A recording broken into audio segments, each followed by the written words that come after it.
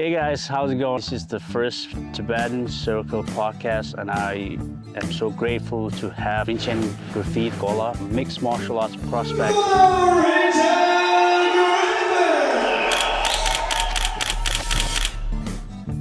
Out of Diesel Gym from UK. Shout out to Diesel Gym. Currently, he's ranked 39th flyweight in UK and Ireland region. And we know for a fact that Rinchen is not going to get tired anytime this year. Professional debut and no easy fight. Griffith. Oh, nice. Flying knee. There we go. Rinchen in again on another double leg takedown. Oh, and that choke is under the neck.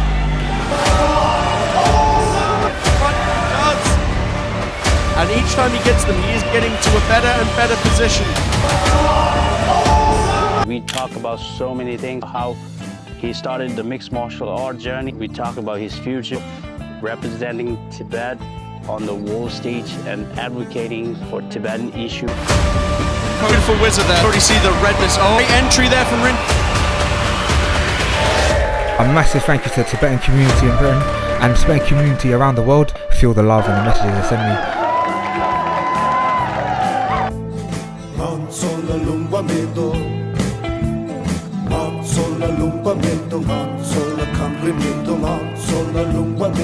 All right, welcome to Tibetan Circle podcast, and I'm excited to have you, Rinchen. How you doing? I'm doing very well. Thank you for having me. Man.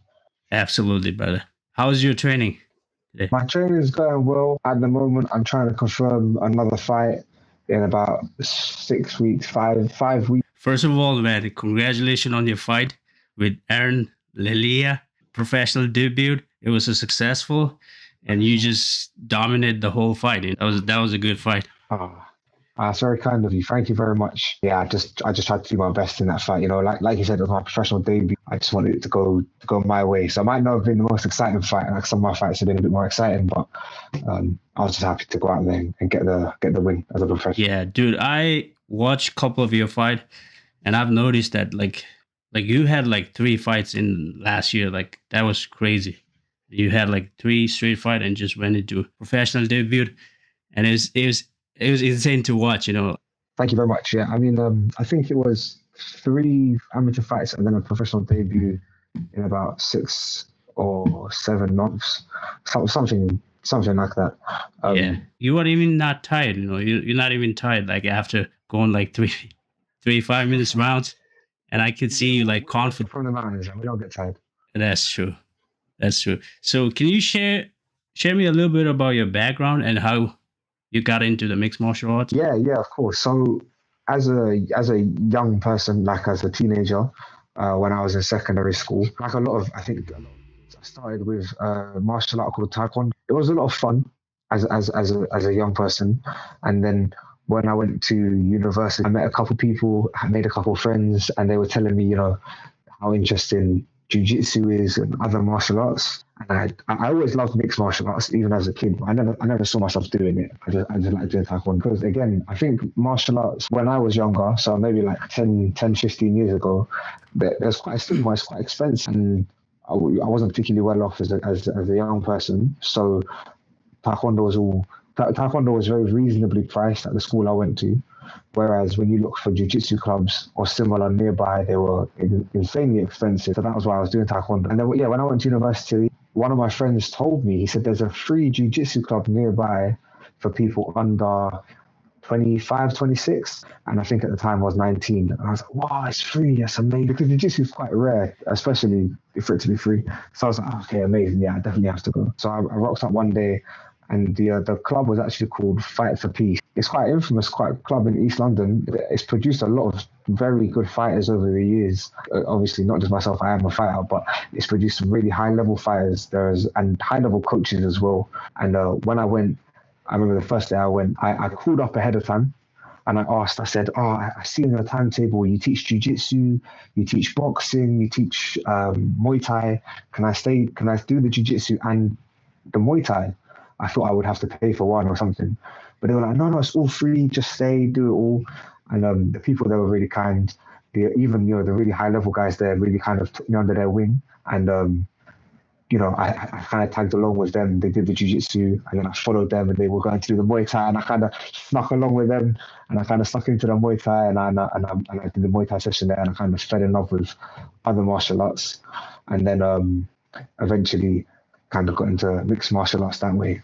Dude, that's amazing, man. So that club, I owe a lot to Fight for Peace. The coaches were amazing. The jiu-jitsu coaches, the strength and conditioning coaches, the Muay Thai coaches, they were all super high level, ex-champions, ex-British champions. Fight for Peace was a charity, so they were charity funded. So that's how they got all these super high level coaches. And like I said, they produced some really high level talent as well. Ronnie Scott, Kingsley Crawford, Fabian, who's actually my coach now, who did all his coaching, who learned a lot of coaching at Fight for Peace, and then now he coaches at the Diesel gym where I train. Dude, have you ever thought about like becoming a fighter, like when you first got there, or that just eventually, like organically, you just like the training and like all the aspects of martial arts? I think it was quite organic. When I was training with these guys, I'll tell you a funny story actually. When I was training with these guys, the very first day I came, I'll try and swear, but they it's all right, brother. Yeah. Okay, cool. Yeah, they beat the hell out of me, man. The guys in jiu-jitsu, they beat the hell out of me, and then I was like, oh my god, these guys are so good. I have to be better than them. I have to be. Like, I can't obviously, to keep beating me up like this. And then I went to the Muay Thai, and it was the same. They beat the crap out of me, and I was like, oh man, I can't run. I've got to get better at this so that I can not be good at the martial art. Actually, I was just so competitive. I was like, I got to beat those guys. Those guys are so good. And then I think that just kind of spiraled out of control. Remember when I first came, I was very nervous, but luckily the people that were there at that Fight for Peace club and the coaches that were there at the time, they were very kind. But even though they were beating me up, beating the hell out of me, whether it was, Dylan and the boys in the boxing clubs or whatever it was, they were always telling me, oh, you should do this next, or you can progress if you do this, or don't let me do this next time, do this to counter, or all these interesting things. And they were kind of like flooding me with information. I'm like, wow, really got to get better because these guys want me to be good. And it just kind of happened like that. Yeah, dude, that's amazing. And then you got into the training, and then you start taking everything really seriously. So when you got into the first amateur fight, like how was it? Like, was it like a nerve-wracking, or just like, just kind of like it? Yeah, it was nerve-wracking. It was terrifying. I remember I was so scared. I had no idea what it was going to be like at the time. A lot of my friends and training partners from that gym, Fight for Peace, had fought. I remember my first fight, I fought on a show called Fight Star. And now they're a much larger show than they were. But even then, they were quite a large show, and they had a screen. I came out, there was a camera in my face, and I turned to the left, and my face was on this giant big screen, and there were screens everywhere, and there were flashing lights, and there's a big crowd, and people screaming, cheering, booing, whatever it was. And it was just terrifying. It's so scary. It's just a surreal experience. So yeah, that was my first experience. Yeah, and I lost my first fight. It was a close fight. I gave it a good go. I did some things that, I've improved a lot since then. This was a long time ago now. But yeah, I learned a lot from that fight as well. Yeah, then going back to another fight, and you look back at the other fight, the first fight, and you just didn't give up. You just kept going. I'm really impressed that you just didn't give up and just move forward with the competition, and just like where did that mindset came from? Like, is that like from the training, or is that from your support of your family or your friend? I'll be completely honest. When I had my very first fight, I didn't tell my family. I kept it quiet from them. I didn't want them to worry, and I knew that at the same time I was fighting, I was also in university. And come on, we are Tibetan people. I knew that if I told my dad I was going to fight, he would say it was a distraction from my studies. I didn't tell him. So I didn't really have masses of support from them at first. It was just it was the training partners, man. Those people, they became a really core part of who I am. I saw them fight, I saw them win, and I also saw them lose in the lead up to my first fight. And they would something like, let's say one of them lost, they'd be in the gym that week, training, trying to make improvements, asking the coach what they did wrong. They didn't sit at home, cry about it. They'd take a day off and then be back in the gym. It made no difference to them whether they want to fight or not. They just wanted to get better at the sport of martial arts. And I thought that was really impressive. And I think that's kind of what drove me, because it wasn't just my first fight I lost. I lost my first 3 fights. Jeez, yeah, that's quite rough to your mindset, right? Like if anybody else is like fighting, getting into a fight, and you just lose 3 fights, and then like I think most people would just give up and just because it's a as much as it's a physical sport. I mean, there's a lot of mental things going on. If you lose, I just couldn't imagine like coming back from 3 losses and just dominating after that. It's just like, what is my losses were close fights, and also during those fights I never got hurt, so I always kind of returned back to the gym within a day or 2 and kept training. I was getting, you get bumps and bruises and injuries in training. I got way more hurt than by my training partners than in my fight. I have funny stories about my training partners beating the living crap out of me, honestly. And then losing your fight, you say to yourself, damn, I have training partners that beat me up worse than this. I'm better than losing here. Whether it was the grandiousness of the show that got to me, that made me too nervous, whatever it was, I didn't warm up properly, or maybe I warmed up too much, or maybe I wasn't in the right mindset. I need to fix those little things, because in my fights, I'm not getting hurt and I'm losing by like a hair margin. So I can make those improvements. I can be better than that. And also when I watch the fights after, this fight then just happening, obviously they'd be on film and they'd be on tape, we'd watch it straight away, and I'd be like, I wouldn't even recognize myself. I'd be like, why am I fighting that way? I'm better than that guy, so I can go out there and better than that guy next time. I feel like it's like the idea, right? The improvements. Yep, the improvements is really clear. So you say you used to watch like UFC or MMA fights when you were young. Like, is there any particular fighter that you were like you influenced by, or like that you admired when you were younger? From my youth, I think the people that I saw that were at the top of the game were like Anderson Silva or Jose Aldo. I thought those guys were just incredible. So many title defenses, so many finishes. And also both of them, they had so many different ways of finishing fights. They could finish it on the feet, they could wrestle and grapple and do jiu-jitsu and get sub. Yeah, those guys were my big inspiration. Now, obviously, time's gone on. There are a lot of great fighters, but definitely when I first started fighting, those are the 2 names that I knew. I looked those 2 guys up straight away. I read them in a book. I was like really small. I must have been, I think, 7 or 8. And we had like a Guinness World Record book. I remember that. Yeah.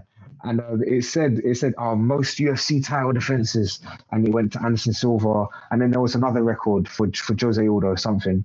And I was like, who are these guys? What's UFC? And I looked it up, and that was the day I fell in love with like martial arts. I remember that day very clearly. It was a big green Guinness World Records, I don't know, 2000 or something book. Yeah, absolutely, man. Back then, they don't have any, I don't say any English champion before Michael Bisping. And now, like, you got, now you guys got like 3 champions. Yeah. Now we have 3 British champions. It's really inspiring what they've done. Absolutely. So, which gym are you training at? Like, are you thinking about like going to overseas, like in the future? Not soon, but like to train Muay Thai, or going to Dagestan for wrestling, like all sort of that sort of planning. Like, are you thinking about those, or you just like try to focus on that? At the moment, I'm very comfortable in my gym. I'm comfortable at my gym, but I'm not comfortable in my gym, if that makes sense. Yep. So I don't think there's ever a good idea to be the best person in the room. You always want to be, have somebody better than you that can beat you in a certain area so that you can improve. And I have plenty of that. So I don't necessarily feel like I need to go abroad to beat guys or to get better. I can improve where I am, because the level where I am is high. At the moment, I'm at Diesel Gym. That's the gym I work there as well. And the training I do at Diesel Gym and 10th Line in London is super high level. I don't think I need to go abroad to learn anything just yet. I'm not saying that won't happen in the future. It would be a great opportunity. Dude, absolutely, man. We would love to have you. Like, I would be very happy if you had a fight in like overseas, like especially like state, like in near the like in the future. That would be amazing to watch because we live in state and we're just watching from YouTube. All the fans from England, they can watch you fight. Like they can just go to your fight and just cheer for you, and which is amazing. And I also want to talk how you carry yourself. That's like with the confidence. It's just amazing. You always talk about Tibetan issue and your Tibetan heritage, which is amazing. I mean, I don't remember the last fighter that just vocally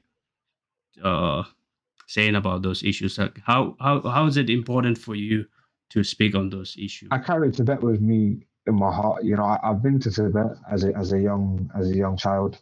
I haven't been back since. Oh, you did? Obviously being born in the UK, it's difficult. The travel to Tibet isn't easy. Obviously, trying to gain visas to travel across China to Tibet isn't easy. When I did go, that was a life-changing experience for me. I still have, I went when I was 9 years old. I'm 27 now, but I can still remember 90% of what happened on that journey, and it was life-changing for me. So I will always talk about the issues in Tibet and try and represent Tibet to the best of my abilities. Obviously, not all Tibetan fighters can do that.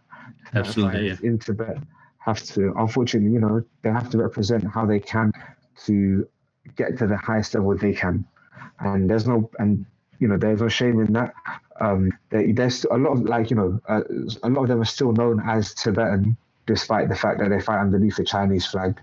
People, the UFC commentators still say, hailing from the Tibetan region or something along those lines. Yep, they do. Yep. Yes, those guys are paving the way. Absolutely, yeah. Dude, there's some of really good fighters. I mean, Sonam Targil, like phenomenal fighter. Even though he had 2 losses, it's like if you watch the fight, the I think the last third fight, I was so bummed. Like they didn't even give him the fight of the night. Like it was one. I don't know who he fought, but it was like one of like Snell. Yeah, like going back and forth. Did you know what I'm talking about? The fight that that fight was incredible. He was dominating the fight, man. If he didn't get subbed in that third round, he definitely would have won. And I think it was even up for fight of the year. Yeah, but he didn't get the fight of night. I'm like, dude, it didn't get a fight of the year. But at least that gives it the extra recognition, and it gives him the extra recognition. It's unfortunate he got cut off that. The 50G. Yeah, dude, that's amazing. Dude, I want to ask. A very strong team in that Embo Fight Club, though. Alpha Gym. Many Tibetan fighters. Yep. Have you ever talked with those guys, or you just it's? You know what? A funny story. I message them a lot. Yeah. And they don't message back, which I don't mind because I assume that they're not in control of their social media. But I tried to message them. I message them a lot. They don't message me back. But that's maybe one day. Huh? What did you tell them? Like you want to train with them or something? I just told them how I'm kind of in awe of what they've achieved, especially knowing the circumstances in which they're doing it. They're fighting on the Embo Fight Club. They're not with their families. They're they have to fight there. They have to live in the gym as well. They're kind of living the way I want to live. I would love to go there and train with them as well. I know communication will be difficult, but I don't mind. I don't speak Tibetan, obviously. But I think you speak fighter. You speak the fighting language. That's all you need, I guess, because a lot of people, because I think they train at the state in California, because a lot of people are American, so they. ATT, I think, an AKK. Yeah, that's amazing. And dude, I want to ask you, like, because since you had a bunch of amateur fights and then you become a professional, like what, when I see you, like it looks like you can literally fight a title fight, like you have that much stamina. Just like, I mean, a lot of fighters just slow down.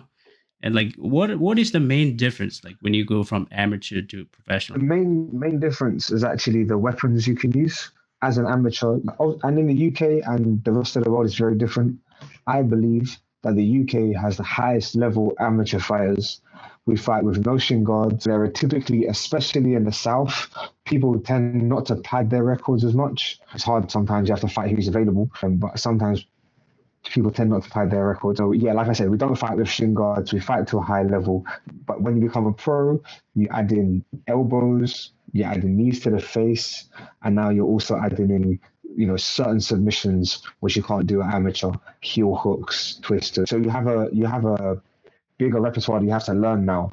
So you have more to train, which means training is harder. You're already training hard as an amateur. So Yeah. I think if you're talking about the stamina just comes from training.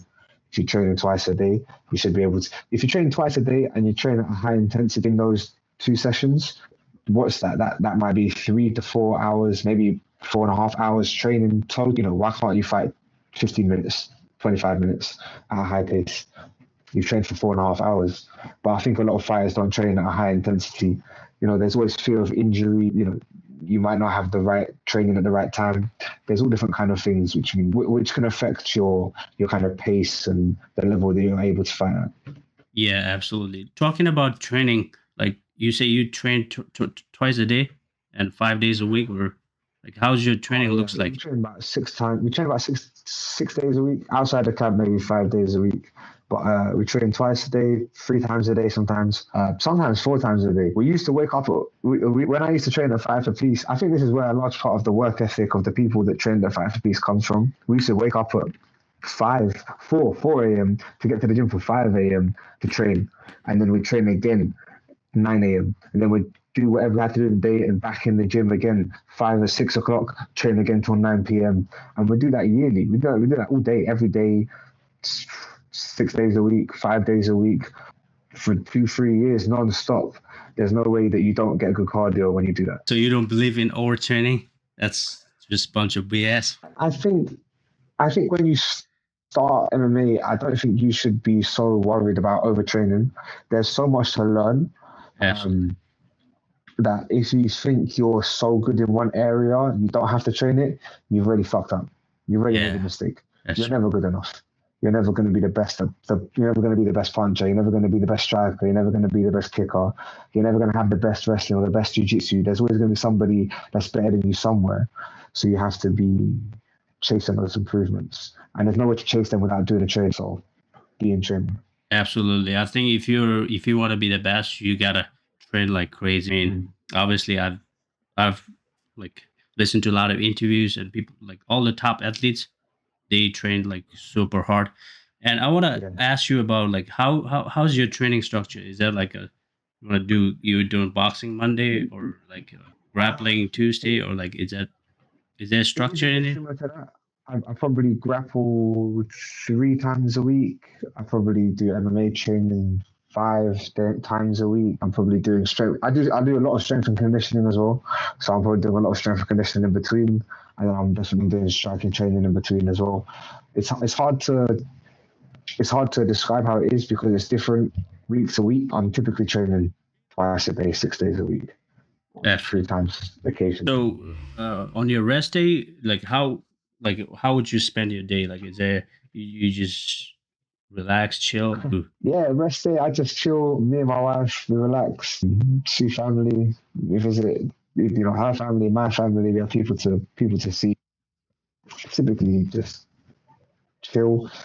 Catch up, watch a movie. That's all right. Yeah, because I bet you all. Have you ever did visualization? Because I read a lot about like fighters like visualize the fighting before they get into the fight, because it really helps them. But I am not sure if you do that. For me, I don't really do that too much. I just I think when you fight regularly, the fighting scenarios, they're in the front of your mind all the time. So I think last year, obviously having fought so many times, obviously this year I've already had a fight. It's always in the forefront of my mind. I don't feel like I need to get in the zone. So I don't think it takes me as long to get in the zone. So how do you balance your like MMA ambition and your personal life? It's not easy. I'm very ambitious when it comes to MMA. I want to achieve a lot.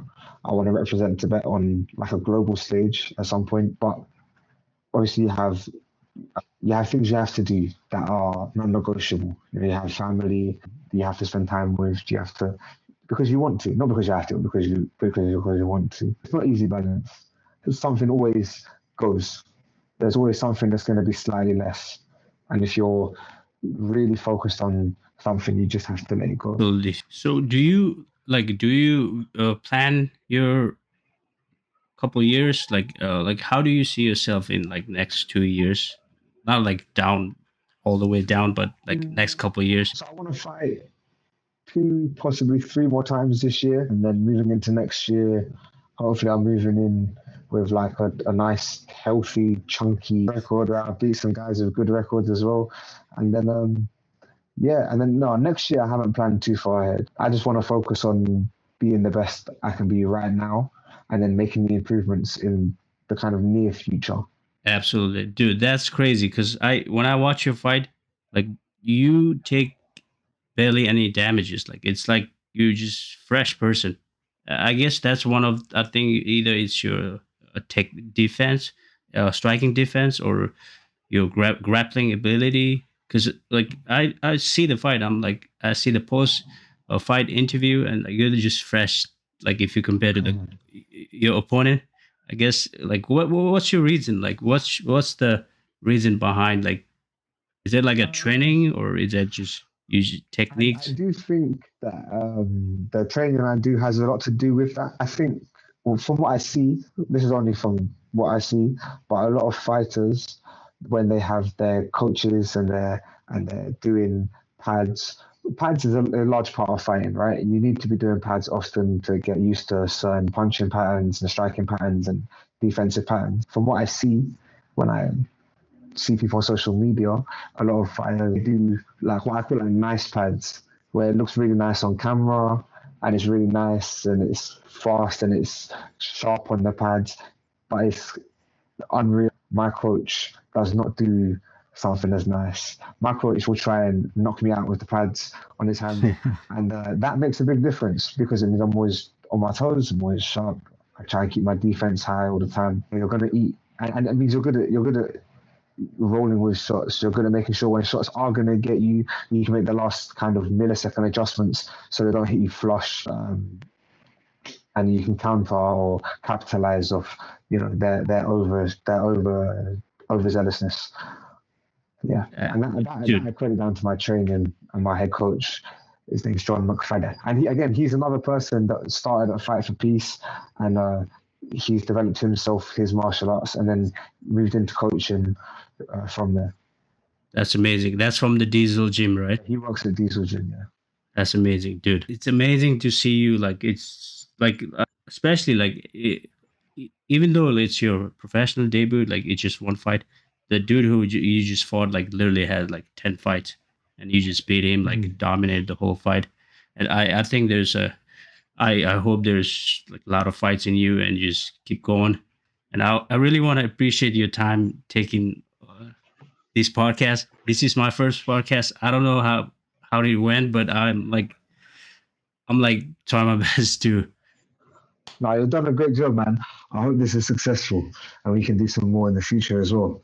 Absolutely. And I just want to say last thing, like, is there anything you want to say to your fans and like people out there follows your journey? To all my Tibetan fans, if I have any out there that are listening to this, I really want you to try and, you don't have to have the pressure of representing Tibet on your shoulders. Just be the best person you can be all the time. Put 100% effort into the things you do and the things you want to do. And then, you'll be able to represent Tibet to its fullest. We are a nation of hard workers.